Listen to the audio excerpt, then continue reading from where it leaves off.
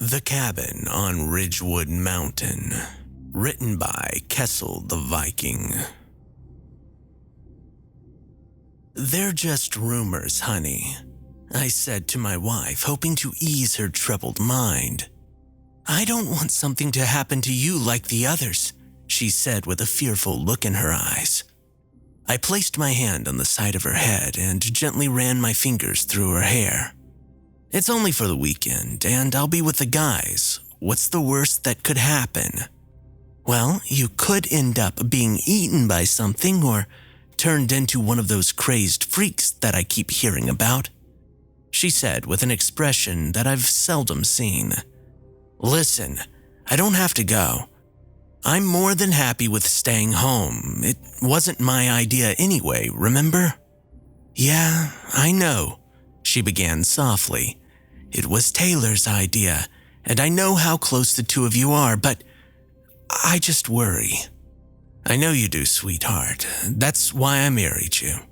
You're always so kind and loving. I'll call Taylor right up and tell him that I'm not coming. I'm sure that him and John will be just fine." She pursed her lips and sighed. "No, don't do that. You can go. I just, please be careful." I took her hands in mine. "When am I ever not careful?" I asked with a sly grin. She slapped my chest playfully. "Go pack before I change my mind." "Yes, ma'am," I sounded off with a mock salute. I heard her huff from behind me, and it made me smile. I loved her, and I knew that her worry was well placed because the stories of Ridgewood Mountain are no laughing matter. In fact, the cabin me and my friends are staying in is relatively close to what you might call a FAOA, or a focused area of activity. That means that strange things have been reported to occur in close vicinity to where we would lay our heads. However, I'm a chaser of the unknown, and this was just another challenge to face head-on. Although my wife would disagree. Many people have gone missing up in the mountains with no logical explanation and usually without a trace. Obviously, the small squabble I was having with my wife centered around several different rumors about the mountains. One entailed the horrific cannibalization of a group of friends who were hiking during spring break. Another was about a witch who cursed the woods and all who would travel within. And last but not least, some people say that the ghost of all those who've gone missing haunt the woods covering the mountains. Normally, I wouldn't have even thought about going up there, but my buddy Taylor inherited a cabin from his grandfather upon his passing, and it just so happened to be on those mountains. We had been friends for quite some time, so I was surprised that I hadn't heard of the cabin until only recently. Nevertheless, I agreed to spend the weekend up there with him and our friend John. Mainly, it was for Taylor. He had been wanting to get away from home, and I conveniently desired to as well. But not for the same reasons he did. I wanted to see if something strange would happen, something unexplainable, while he simply wished for a small vacation. John tagged along as an extra body in case something did happen. He was a big guy and could fend for himself if the need arose. When nightfall came and went, I was eager to get going. Since it was Friday, the stores were packed. We got somewhat of a late trip due to John failing to remember what day it was, and that had us shopping for food during the afternoon rush. But it was only us three guys, and so we didn't need much. The cabin didn't have a stove, but it did have a grill. And luckily, it wasn't warm out yet so that we could rely on a cooler for all of our drinks. It apparently had electricity, but only minimal appliances, which meant that I wasn't expecting anything fantastic. After finally making it through the long lines and out of the store, we set off for the mountains. Our town is located at the base of them, so they weren't that far away. We reached the dirt driveway leading to the cabin within some 30-odd minutes and began to ascend the mountain with Taylor's vehicle. The drive up was quick, and we were soon parked out in front of the ever-elusive cabin that Taylor had continually been speaking of. It wasn't much to look at. From first glance, you might say that it was home to a pack of raccoons, but that didn't stop Taylor from talking about how amazing that he thought it was. "Man, this is gonna be great," he said enthusiastically. "Yeah, it is," said John, always the yes man. I scoffed and proceeded to bring our supplies inside. The cabin had 2 bedrooms, a bathroom, a living space, and a kitchen. John had already agreed to sleep on the couch, which meant Taylor and I had the bedrooms. They weren't anything special. The bed frames appeared to be handmade and looked rather old. Overall, it was obvious that nobody had been in there for a very long time. I brushed past Taylor on my way out to the car, and he turned to me saying, "Hey, be careful out there alone after night falls.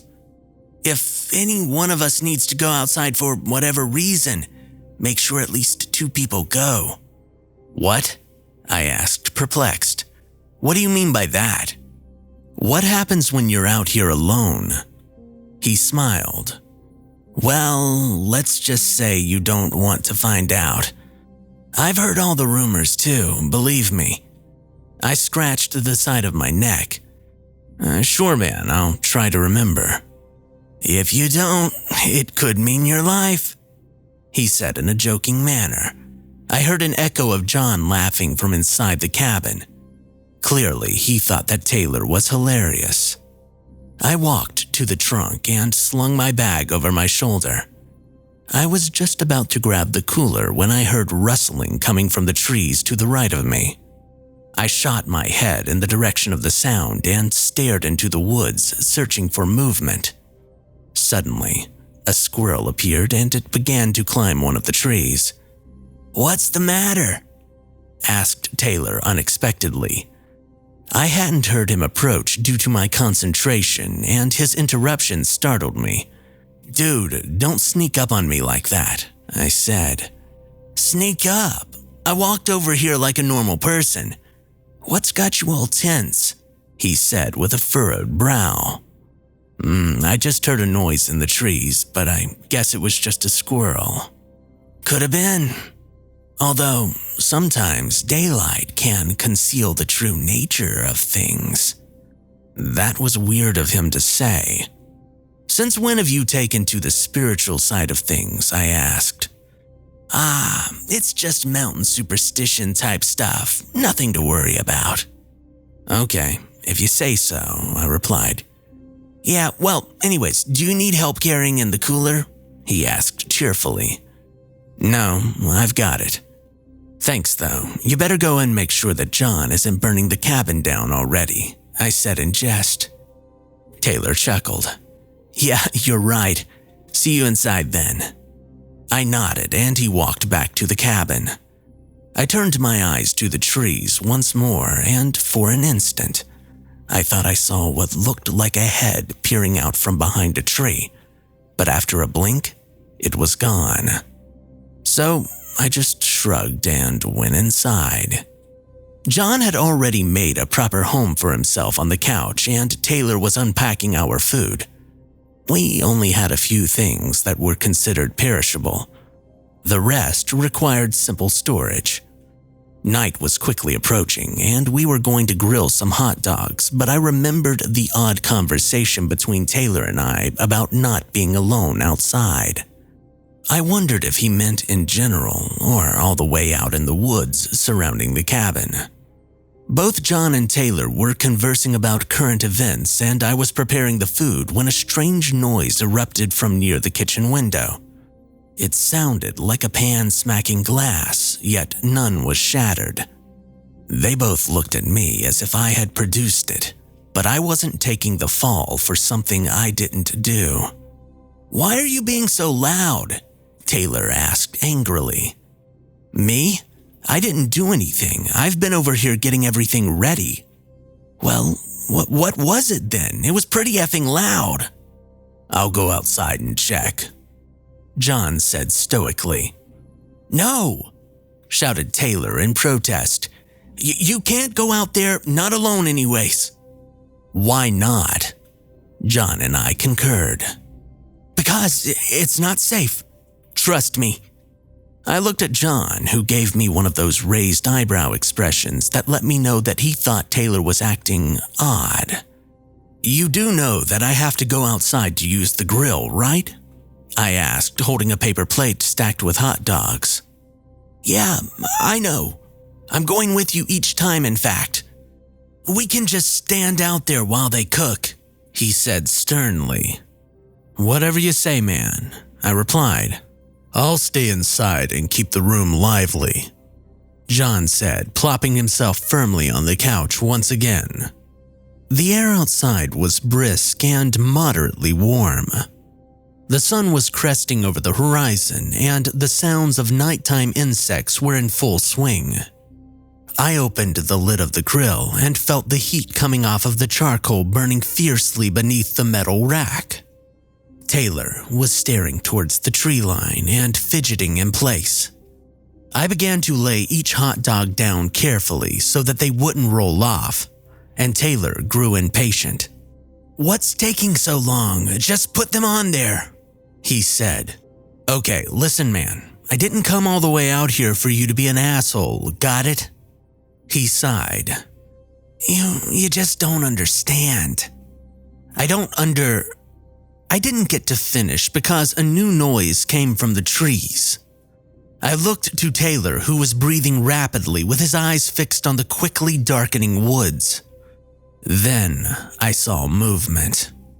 I couldn't tell what it was right away, but as it got closer, I saw that it was a crawling corpse. The corpse looked as though it had dragged itself across the entire mountain just to get us. It wailed low and raspy with a tinge of anguish, and it chomped its teeth together as if it were nipping at the air. Taylor said something, but it was too quiet to hear, and I stood transfixed on the slowly approaching cadaver. Get inside, he finally demanded, and I didn't hesitate. I followed him into the cabin, and he slammed the door behind us, locking it in the process. What is that? I shouted harshly. The reason I told you not to go outside alone, Taylor shouted back. What happened? John asked from the couch. There's an effing corpse outside crawling towards the cabin from the forest, I said, turning my head to look at him. A what? He asked. Corpse, the living dead. You know what I'm talking about, John. Don't play dumb. Well, I just find it hard to believe, he said with a smug look. Fine, be my guest, go outside and see for yourself. No, don't do that, Taylor commanded. Nobody else is going outside tonight. I resigned and remained quiet. John slumped back down on the couch and kept his mouth shut, and Taylor stared out the window next to the door. I could hear very faint noises of groaning, but it didn't seem to be getting any closer. Finally, I decided that I would confront Taylor again, but this time I would act civil. I slowly approached him and put my hand on his shoulder. Hey man, I'm just as freaked out, okay? I don't want to have shouting matches between us anymore, I said. Although this is what I had come here for, I had never expected to see what I had just seen. I wished that I could go back home because I felt like I was in way over my head. Taylor grinned and nodded. Yeah, I know. I'm kinda pissed that we didn't get here earlier. The late start we had because of you-know-who botched our fun. And our food, I said before we both started to chuckle. More silence ensued before I broke it with a pertinent question. So, will you tell me what's going on? Sincerely, I mean. There's an actual zombie out there, or what at least appears to be one. To tell you the truth, I hardly know. All I can say is that for some strange reason, things happen around this cabin. They're always different, but none are any less dangerous. So, you're saying that you've seen this before? I asked curiously. Something similar, he said quickly. So, is it a zombie? I was terrified, although I didn't let it show. That is a living corpse, presumably belonging to someone who has gone missing on these mountains. My grandfather told me long ago that you shouldn't engage in any strange things you see up here, or else you might end up like one of them. This just seems crazy. I mean, I can see it with my own 2 eyes, but I don't know, I said. Yeah, you're telling me, he said quietly. Guys? Asked John from the couch. We both turned to look at him, and he was pointing to the window directly in front of him. As I followed his finger, I saw something staring into the cabin. Don't look at it! Shouted Taylor. But it was already too late. I had already seen every aspect of it. It had scraggly, thin hair, white as snow, and its face was pressed against the glass. I recognized the way it looked because I had seen the same head that I had seen earlier, the one that had disappeared in the blink of an eye. The wretched thing had a mouth full of wicked fangs dripping with blood, and its foul breath began to fog the window. I would say that its eyes were fixed on something in particular, but it didn't have any eyes. They were just empty sockets of black. John threw himself over the back of the couch and stayed low to the floor. What's that? He asked in a trembling voice. I've never seen it before, Taylor muttered under his breath. What do we do? Are we safe here? I asked worriedly. I think so. You think so? Yeah, I was hoping for more than that, John said from the floor. Nothing has ever gotten in before, but that's what I mean. Tap, tap, thump, tap. The creature at the window began to thump its frail fist against the glass.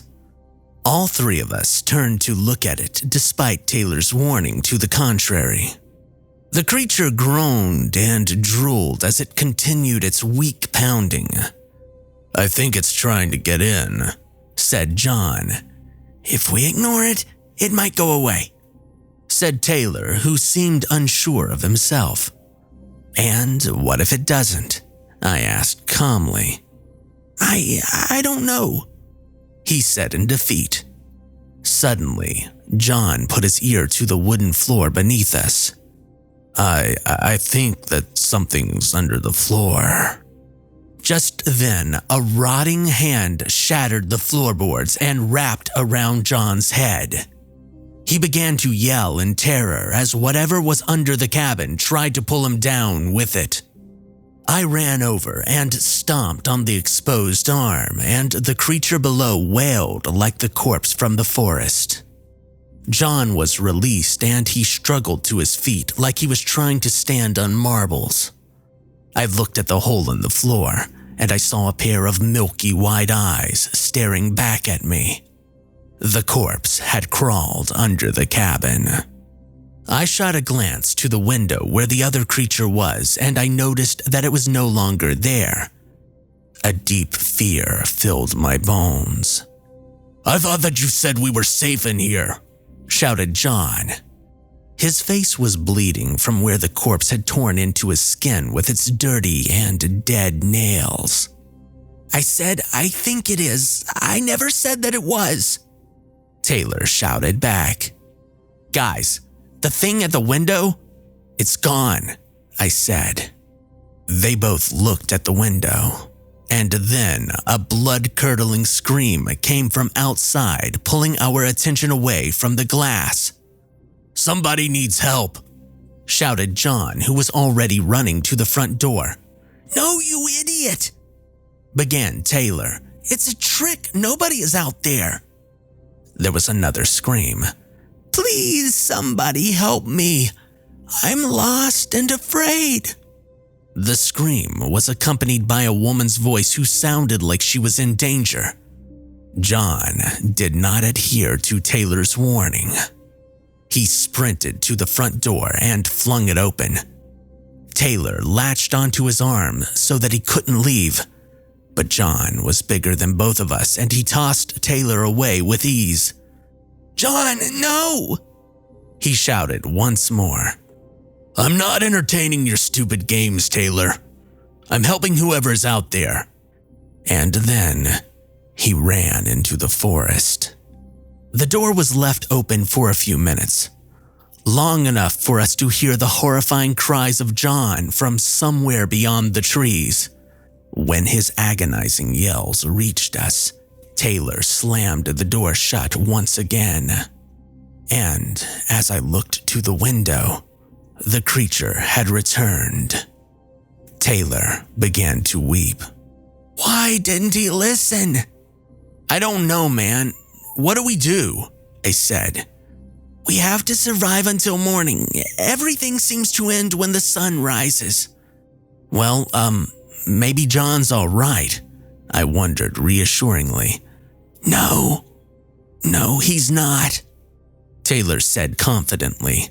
The wailing outside seemed to double during our conversation. "More are gathering now," he added. "More? You mean more corpses?" He nodded. "By now, I imagine a whole mob of them are out there. One of them might even be John." "Don't say that," I said. "I'm sorry," he said quietly. The creature at the window started to pound against the glass again, which set my nerves alight. The orchestra of chaos outside the cabin walls was testing every ounce of willpower that I had in my body. I wanted to run, just like John, but I knew that that would be suicide. Taylor had his head down, and he remained that way for a long time. But then, something knocked on the door. Taylor shot his head up and looked at me. "Don't open it, no matter what you hear on the other side." I nodded and I waited. More knocking came, followed by a familiar voice. "Hey guys, can you let me in? It's pretty cold out here." It was John's voice, but it wasn't normal. There was a certain breathiness to it, as if his lungs had been crushed. "It's not him," said Taylor, who had resigned completely to his fear. "Did you know that this would happen?" I asked sincerely. He shook his head. I didn't think it would be this bad, believe me. I never thought that it would come to this." "I wish you had never invited me up here," I said. I know, I'm sorry." "Come on, guys, I'm fine. Just open the door and you'll see." "Go away," shouted Taylor. The creature had disappeared from the window again. Each time it did, I felt my spine shudder. Where was it going? I heard heavy footsteps retreat from the door, and I breathed a sigh of relief. But when I looked back at the window, I nearly screamed. John was staring into the cabin, but his stomach was ripped open, and his intestines were unfurled. Taylor noticed him at the same time I did and began to breathe rapidly again. We both stood up and backed further away from the window, and suddenly, John bashed his head through the glass and started crawling into the cabin. "Follow me quickly," demanded Taylor.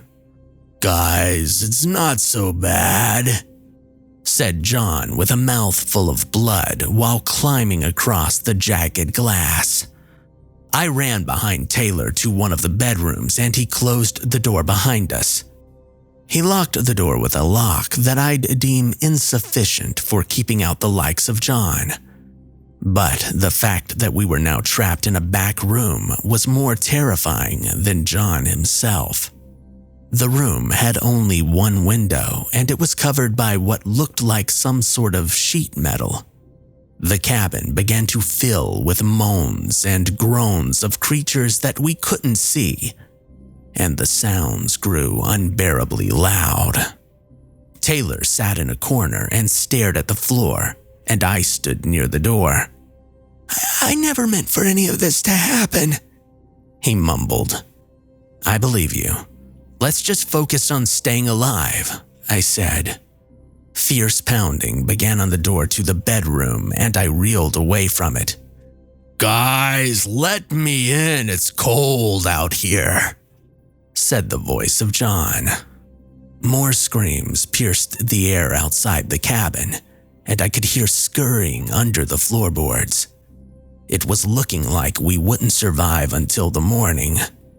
"Just stay quiet," said Taylor. I listened and I didn't say a word. I heard the dragging of dirt below us. John continued to pound on the door, and the wailing of the corpses was endless. It was driving me mad. I wanted to bang my head against the wall and hope that it would somehow stop the torture. We sat like that in the chorus of the damned for the entire night. At one point, I managed to fall asleep, and when I awoke, all sound was gone. Taylor was no longer in the corner, and the door to the bedroom was open. Anxiety swelled in my stomach as I stood up to walk into the hall of the cabin. However, I felt relief when I saw him standing in the kitchen, alive and well. "How long have you been out here?" I asked while observing the state of the cabin. Every window had been smashed and the front door was ripped off its hinges. The floorboards had deep claw marks in them, and so did the walls. There were trails outside that I could only assume were paths that the corpses had made while dragging themselves to the cabin. "Since dawn," was all he said. "What do we do now?" "We wait for the police to get here." "When and how did you call them?" "This morning. The cabin has a landline, but it stops working at night. Besides, I've already found him." He sighed. "It's not something that you want to see. Trust me when I say that. He's just beyond the trees. Well, what's left of him is." "What will we tell them?" "I've already told them that he ran out of the cabin into the night raving about hearing a voice of a woman. We tried to stop him, but his determination superseded our ability to keep him inside, and then he just never came back." "Well, that's the truth, more or less," I said. "Yeah, I told them that I had found his body as well and that it looked like a bear had gotten him. They told me to stay away from it, so that's why I'm in here." "What about the state of the cabin? It's in shambles and there's blood everywhere," I said. I thought about that too. I'm going to tell them that it had been vandalized, which is why we were up here. We were gonna fix it up," he said solemnly. "They won't notice the blood, trust me. In fact, they probably won't even come into the cabin. There's something about this place that it tricks the mind." I let my body relax. "Man, I can't even begin to explain what's going on or what happened." "Don't.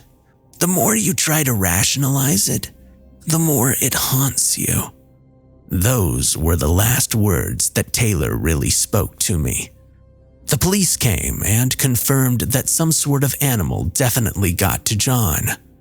They told us to go home after a few hours, and Taylor took me back to my place without so much as a single word spoken. I got out and walked inside, and I didn't look back. Since then, we haven't spoken, and I get the feeling that Taylor blames himself for John's death. I would as well if I were him. But ultimately, it was John's desire to be a helping hand that got him killed. I won't say that I got what I wanted or what I was looking for, because I could have never expected anything like what we experienced. My wife greeted me in the living room as I entered the home and said that I looked terrible. When she asked me what had happened, I simply responded with, "You were right. I should have listened to you from the start."